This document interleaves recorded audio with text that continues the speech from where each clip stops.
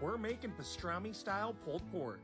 Oh yeah, this stuff is incredible. And today we're gonna show you how to make it for you and your family. Let's get into this. We have half a gallon of water. We're gonna add 1 cup of kosher salt, half a cup of sugar, a 1/4 cup of pickling spices, and 2 teaspoons of pink curing salt. We're gonna heat up that water and give it a good whisk until everything's dissolved.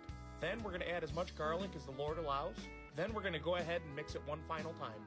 Once that salt and sugar is dissolved, we're gonna add half a gallon of cold water to the mix. We're getting this to room temperature. While that's cooling down, we have a 9-pound pork butt. And of course, before it goes on its maiden voyage, there it is. We're gonna get this out of the cryovac and transfer it to a bucket or a meat bag. I personally prefer the meat bag, and then I stick the whole pork butt into a bucket. Once we have that brine completely cooled, we're gonna add it to that bag. I find it's much easier to use the bag for brining, honestly.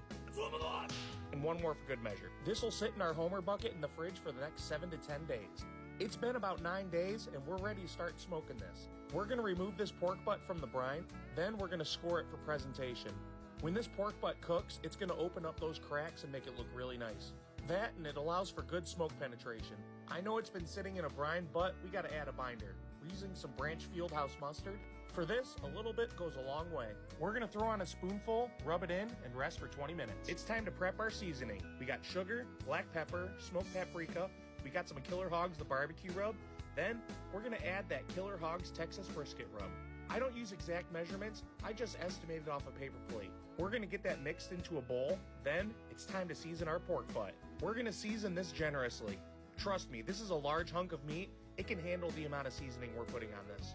Once we have that pork butt completely seasoned, we're gonna pat that seasoning in and let it rest for 15 minutes. While that's resting, we're gonna be smoking on the Char Griller Gravity 980. We got Big Blue rocking and rolling. We're smoking this at 225 degrees until we hit an internal temperature of 203. After 22 hours, this pastrami pulled pork is looking incredible. We let it rest for about an hour after pulling it out, and now it's time for the moment of truth. That shoulder blade pops out nicely, and now it's time to see how pink we got it. And boy, did that brine do some pretty incredible work.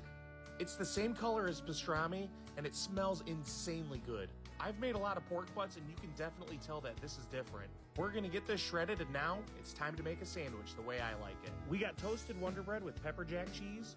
Then we're adding 3 pickle slices. From there, we're gonna add a little bit of that pastrami pulled pork.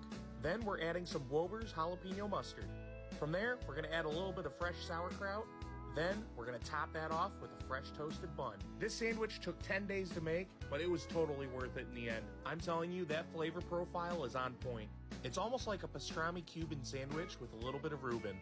You gotta try this one out for yourself. Like what we're cooking? Be sure to like, follow, share, and subscribe, and check us out on YouTube. And as always, we'll see you guys at the next barbecue.